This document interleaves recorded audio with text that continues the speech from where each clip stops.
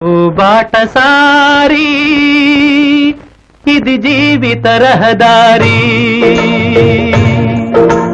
ఓ బాటసారి ఇది జీవిత రహదారి. ఎంత దూరమో ఏది అంతమో ఎవరు ఎరుగని దారి ఇది, ఒకరికి సొంతం కాదు ఇది. ఇది జీవిత రహదారి.